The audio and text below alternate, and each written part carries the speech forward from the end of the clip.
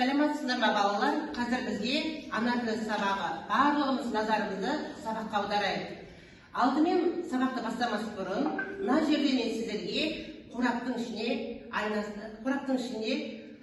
салынған затқа қарап, кім сыныптағы әдемі оқушы екен, соны анықтайық.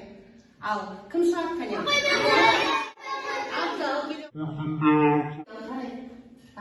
Заңғар келеміз. Кім әдемі екен дәлші? Сыныпта ең әдемі, ұқыпты, тап-таза оқушы кім екен?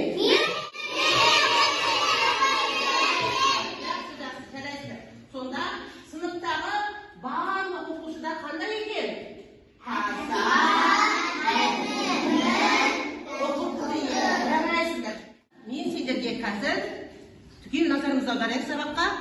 Бір ертегі айтып беремін. Сол ертегіге мұқият назар аударыңыздар. Ертеде бір суда қарабұрыштар деген микробтар жүзіп жүріпті. Олар ойнап жүргенді жақсы көріпті. Дұрыс айтасыңдар. Жарайсың. Үш топқа үш түрлі. Алдарыңда не бар? Ыдыста не құйылған балалар? Қандай су? Қандай су құйылды? Мөлдір су, мөлдір таза су болыпты. Сол суға қарабұрыштар келіп. Не салып жатыр балалар? Бұрыш. Қарабұрыштар екен манағы. Қазасын істеп. Не істеді? Қолдарыңа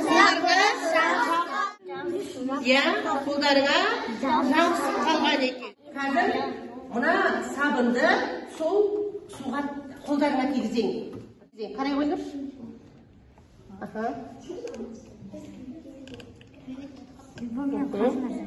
Да, қарай ғой. Кесілі? Қашып кетті ме? Ал, қолдарыңа тигізіп қарайық.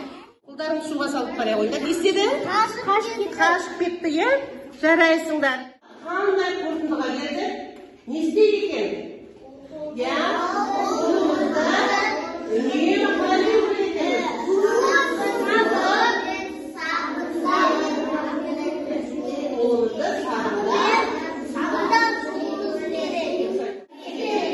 ендеше біздің бүгінгі сабағымыздың тақырыбы қандай деп ойлайсыңдар? Тақырыбы затты уақыт білдіреді. Жұмыс жасайын екенбіз. Бүгінгі сабақтың мақсаты бірінші, біз сабақта тыңдалу материалдарын бойынша өз ойымызды білдіруіміз керек.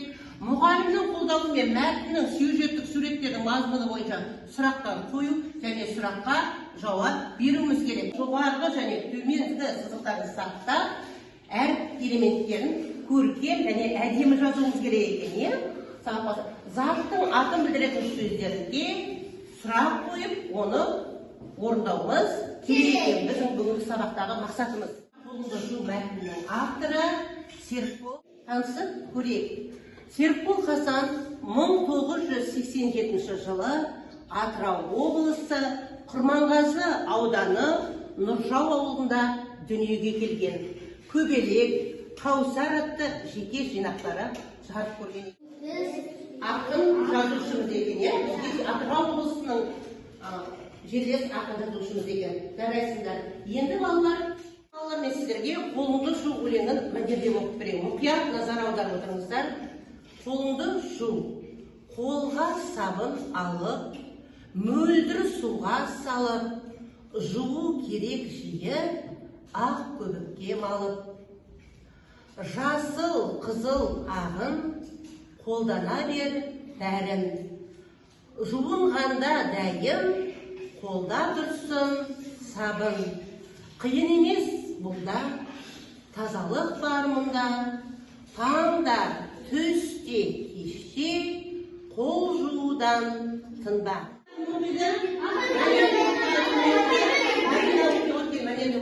Алып, мөлдір суға салып, жу керек жиі, ақ көбелек малып. Қызыл ағын, Қолдана бер бәрін, жуынғанда дәйін, қолда тұрсын сабыр.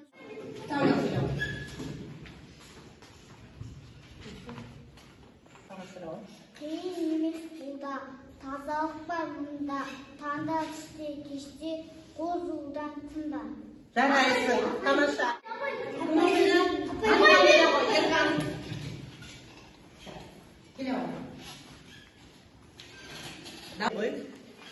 Басынан басап өте ғой.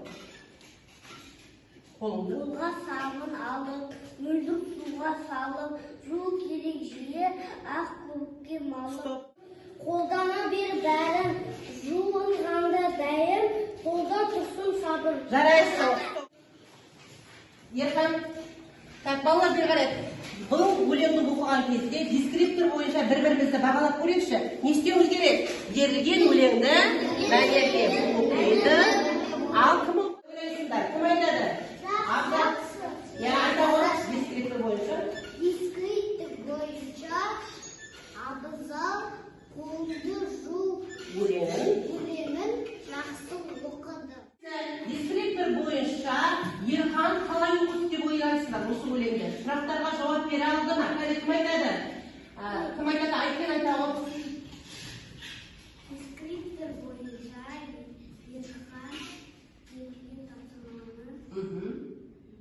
толық дұрыс айтты. Орындай алды, иә? Сұрақтарға жауап бере алды. Тамаша, жарайсың. Назарыңызды аударайық бері қарай. Бүгінгі сабағымызда заттың атын білдіретін сөздерді табуымыз керек. Заттың атын білдіретін сөздерге мысалға парта сұрақ қояйықшы. Парта не? Оқушылар не? Кітап не? Назар аударайық. Осы тақтадан сұрақтарға жауап кім, кімдер, неге сұрақтарға жауап беретін сөздерді орнына қойымыз керек. Кім жақсы етіп орнына қойса, сол оқушыны марапаттаймыз. Сәлем мұқият. Кімдер сұрайды? Қымыз. Қайсына барасың? Қымыз. Сұрағы толық айта ал. Сұрағы? Не деген сұраққа жауап береді? Дұрыс айтасың. Боранбай аяла, е? Дұрыс. Сұрақ қоя ғой. Не деген сөзді қойдың? Кім? Дұрыс. Сатушы? Қиылмай қоя ал біреуіміз. Ата, е? Не деген сөз алып баратымыз? Дос. Дос. Сұрағы? Кім? Дұрыс. Сұрағы? Кім? Тағы да кім сұрақ? Қандай сөз алып барамыз? Үстел, е? Апара ғой. Сұрағы? Не? Дұрыс. Жарайсың. Қандай сұрақтарға жауап берді?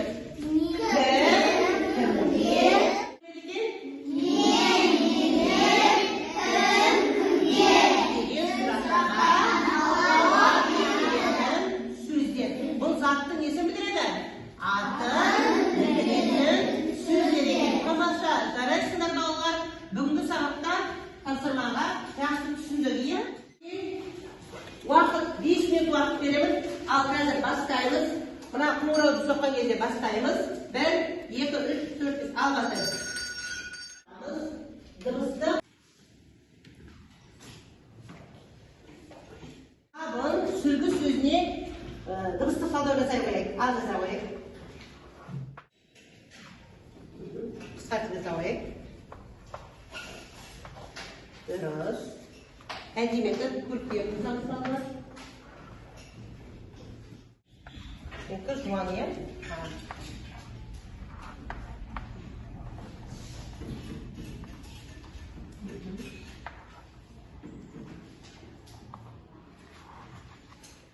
Дауысты. Қандай қыз? Жуан ба, жөшке ме? Жуан, дауысты. Аяқтарыңыз ба? Жарайсыңдар. Қазір бағалаймыз. Тақтадағы балаларды бірінші бағалап алайық. Сабын сөзіне дұрыстық талдау жасады. Қарашы. Балаларды бағалап көрейікші, кәне. Сабын сөзінде, ал талдай ғой кім? Мадина, оқи ғой. Сыр дауыссыз, а дауысты. А дауысты қандай? Жуан. Жуан. Б дауыссыз, Ы дауысты, жуан. Н дыбысы? Дауыссыз дыбыс екен. Сонда сабын сөзінде неше дыбыс, неше әріп бар екен? 5 әріп, 5 дыбыс. Жарайды. Балалар дискриптор бойынша Мадина тапсырманы толық орындады ма? Дискриптор бойынша Мадина тапсырманы толық орындады. Алайсың, Мадина. Неше әріптен тұрады? 5 әріп, 5 дыбыс. Оқи бер. С дауыссыз, дауысты, Дауысты қандай дыбыс? жіңішке, Жіңішке. Дыбысы. дауыссыз, дауыссыз, Дыбысы. Қандай дыбыс? Дауысты. Қандай? Жіңішке дауысты дыбыс. Жарайсың. Тамаша деп бағалаймыз. Өйткені не істей алдың жұпар?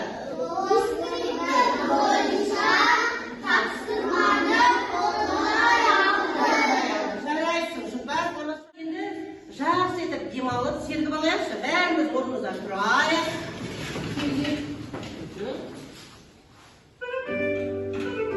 Барлығымыз бірге жасайық.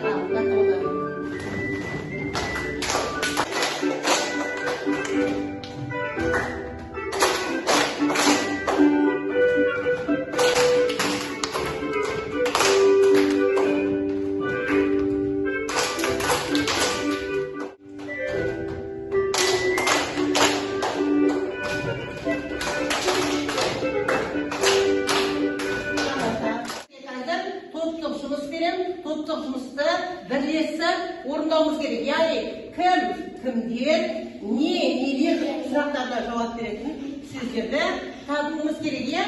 Дискриптор бойынша осы сұрақтарға жауап беріп, табылған сөздерде сұрақ түріне қарай топтастырамыз. Ал тапсырманы орындай қояйық.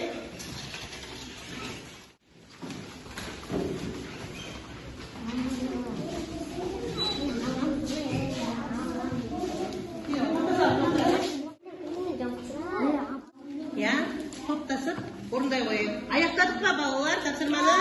Топтық жұмысты балалар қорғай қойсын, қазір дискриптор бойынша бағалай қойдаймыз. Әр топ өзінің келесі топты бағалаймыз. Кәне, бірінші топтың жұмысын Айкен бағалай қой.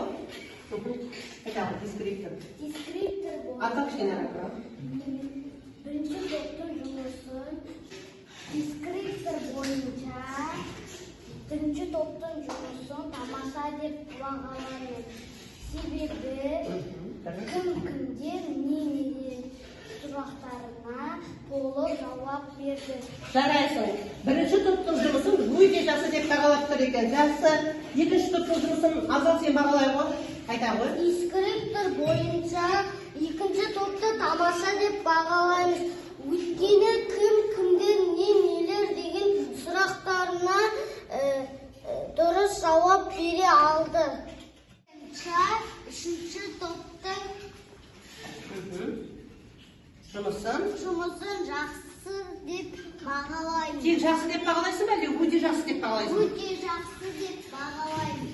Өйткені олар кім-кімде нелер сұрақтарына дұрыс жауап бере алды.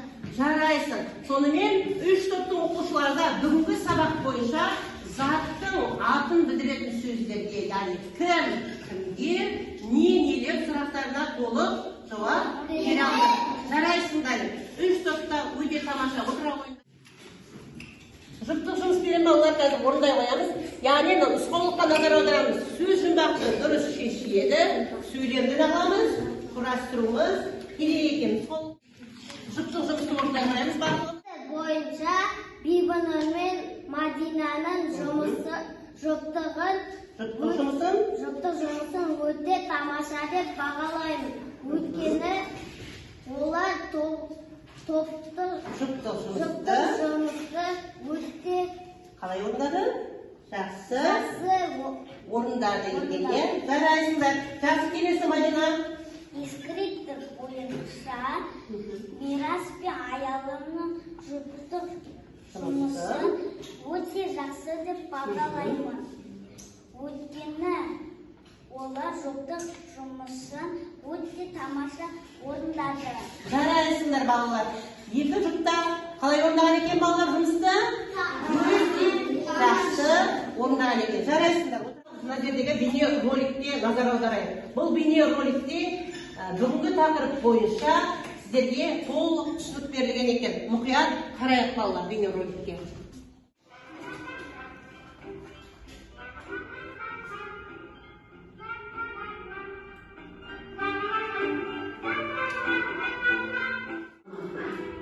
Karnım aşıp baradı, kaynaydı tamam. Nandamağa karamay, kaşıp жатыр жағалап. Шөлеп кетіп тегіме, самауырынға келіме.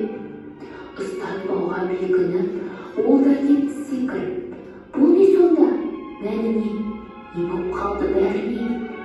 Үйге қарай зыттым кеп, енді мен де біттім деп.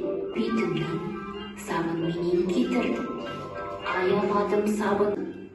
Жүрем сатпақ боп, сезбей қалдым шалбарым. Жаныма Сабақтың тақырыбы не болып сонымен балалар? Үнемі не істеп жүрміз керек екен балалар? Иә, оқыпты, үйретуіміз керек екен. Ендеше бүгінгі сабақ маған барлығы түсінікті болды. Немесе түсінікті болды десеңіздер, мына жасыл асықты белгілейсіздер. Ал түсінікті бірақ сұрақтарым бар десеңдер, сары асықты белгілейсіздер. Ал мен бүгінгі сабаққа мүлде түсінбедім десеңіздер, қызыл асықты белгілей қойыңыздар. Кәне кімдер шығады?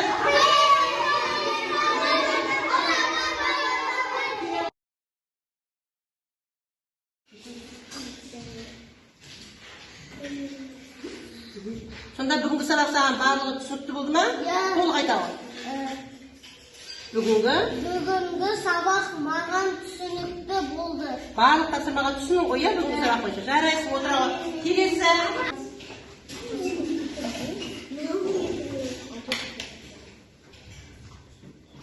Ал белгілей ғой, Мадина. Жақсы. Мадина да маған барлығы түсінікті болды. Неге сен барлығы түсінікті дедің, Мадина? Мені маған бар сабақ ұнады. Бүгінгі сабақ толықтай ұнады ма? Иә. Ал дискриптор бойынша өз өзіңді бағалай алдың ба? Иә. Тамаша, жарайсың, отыра ғой.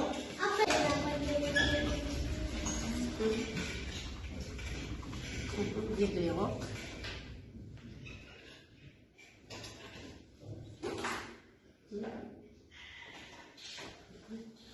Неге маған барлығы түсінікті дедің, Жұпан? Иә? Өйткені? Маған сабақ ұнады. Ой, жарайсың, тамаша. Сабақтың өн бойына жақсы қатысқан Аяла, тамаша, жарайсың. Сабақтың өн бойына толықтай жауап беріп, барлық тапсырманы дискриптор бойынша толық жақсы орындаған үшін абзалды өте жақсы деп марапаттаймын. Бүгінгі сабақ бойынша барлық тапсырмаға толықтай жақсы қатысқан Әсетті өте жақсы деп бағалаймын. Өйткені дискриптор бойынша сабақтың өн бойына жақсы қатысқан оқушылардың бірі. Қиылым Аяланы да өте жақсы деп бағалаймын. Бүгінгі сабаққа жақсы қатысқан барлық оқушыларға өте жақсы деп марапаттаймын. Сабақ аяқталды. Рахмет барлығына.